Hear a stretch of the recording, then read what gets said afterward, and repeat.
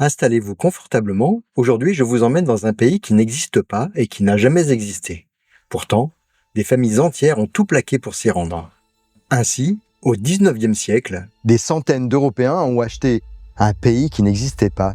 Pas une start-up, pas un NFT. Un pays avec une constitution, une monnaie, des ministres et zéro population.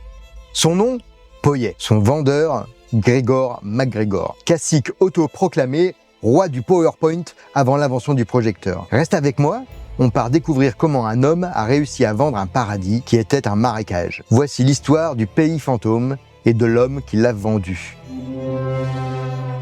Avant Poyet, il y a l'homme, Gregor MacGregor. Écossais, uniforme bien repassé, titre long comme le bras. Soldat d'aventure en Amérique latine, héros autoproclamé de batailles parfois floues, ami, dit-il, des grands libérateurs.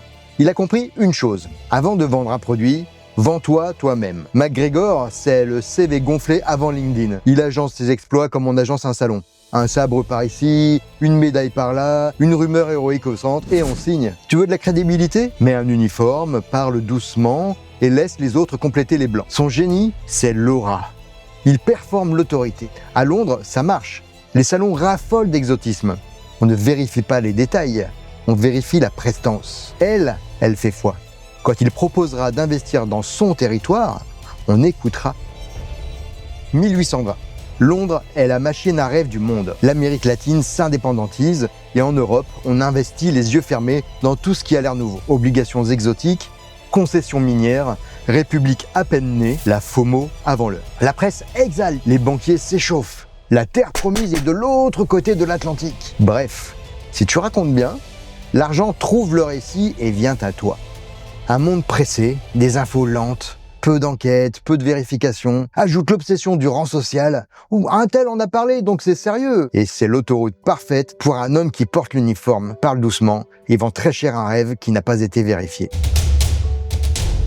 Voici Poyet, capitale Saint-Joseph. Constitution rédigée, banque fondée, monnaie frappée, noblesse titrée, terre fertile, port en eau profonde, climat sain. Les cartes sont détaillées, il y a des sceaux officiels, une brochure du colon avec tout ce qu'il faut dedans. Les reliefs, les sols, les fleuves, le rendement agricole, les églises qui sont prévues. Plus c'est précis, plus ça a l'air vrai.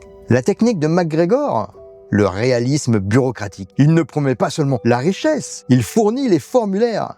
Titre de propriété, obligations, passeport, hiérarchie administrative, tout ce qui peut dire au cerveau, quelqu'un a déjà fait le travail.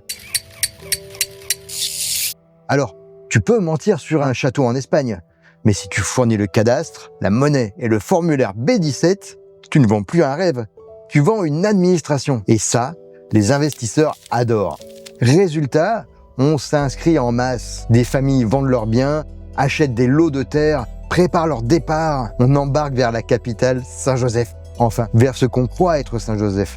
Poyet n'est pas seulement une idée, c'est une campagne. Il y a des bureaux à Londres, des relais en Écosse, des agents affûtés et une promesse simple. Terre fertile, climat sain, titre de propriété garanti. Tu veux une vie meilleure? Signe ici. MacGregor coche tous les leviers de persuasion. L'autorité, avec uniforme et décoration, preuve sociale, des familles entières partent déjà. L'urgence, dernier bateau avant la saison. Spécificité, carte, formulaire, sceau et la rareté. Les lots sont limités autour de Saint-Joseph. Quand quelqu'un te vend un paradis au mètre carré, compte d'abord les mètres de papier. Le génie, c'est de rendre le rêve actionnable. On ne te vend pas la fortune, on te vend le billet. Contrat, passeport, lot cadastré. Et plus tu avances, plus tu es engagé. À compte, valise, adieu, bienvenue dans la trappe à coût irrécupérable. J'ai trop investi pour pouvoir reculer maintenant. C'est le grand jour, le jour du départ.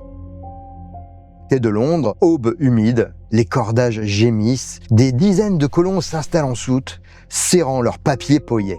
On promet 6 semaines de mer, puis la capitale, Saint-Joseph.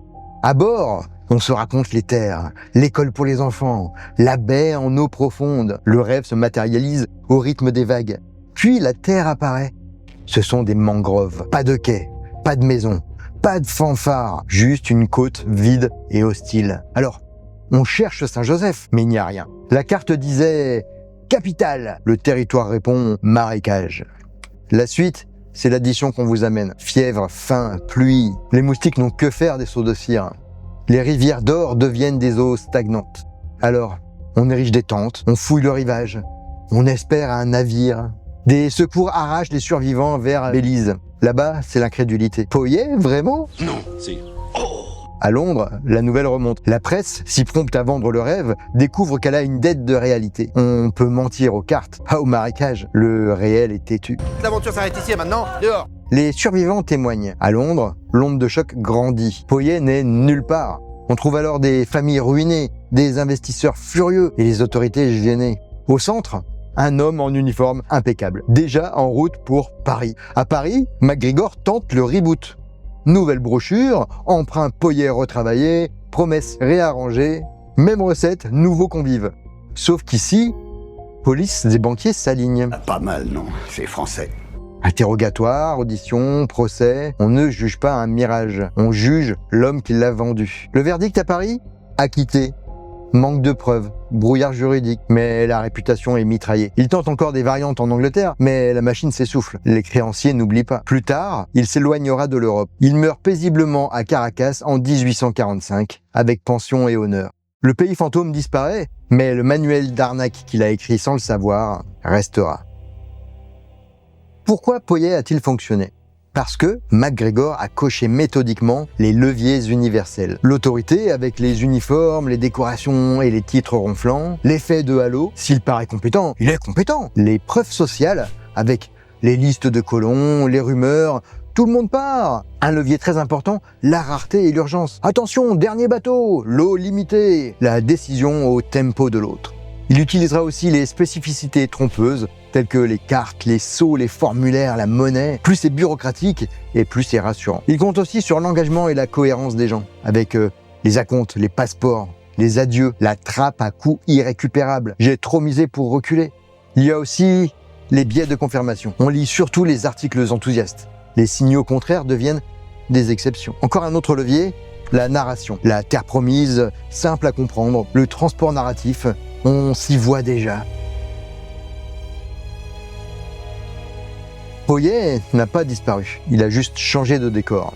Aujourd'hui, on vend des territoires qui n'existent pas autrement. Des villes privées promises en 3D, financées avant la première pierre, des tokens qui lèvent des millions sur un PDF, puis disparaissent. Des passeports dorés express, des parcelles virtuelles plus rares que l'air et indispensables, paraît-il. Si la documentation a l'air irréprochable, vérifie d'abord l'existence. Checklist anti-Poyet en 6 secondes. Qui construit et qui gère réellement ? Les noms, les références, la responsabilité. Qui vérifie ? Les audits externes, les sources contradictoires. Qu'est-ce qui existe déjà ? Y a-t-il des briques posées, des clients, des prototypes ? Et si j'attends 3 mois ? Un vrai projet survit autant ? Où est le risque écrit noir sur blanc ? Que se passe-t-il si tout s'arrête demain ? Un rêve sans témoin indépendant reste un récit. MacGregor a vendu un paradis qui était un marécage. Son arme la plus efficace n'était pas le mensonge, c'était la précision. Des titres, des sceaux, une capitale sur une carte, assez pour endormir la vérification. Quand on te vend un pays clé en main, commence par vérifier s'il y a des habitants. Vérifie l'existence avant l'excellence. Si tu as déjà vu une promesse trop belle, raconte-la en commentaire. Si cette histoire peut éviter à quelqu'un d'embarquer pour son Poyet, partage. Abonne-toi pour la suite. On démonte d'autres mirages, calmement et au scalpel. À bientôt sur Misanthropie. Restez alerte, la prochaine erreur est déjà en cours de téléchargement.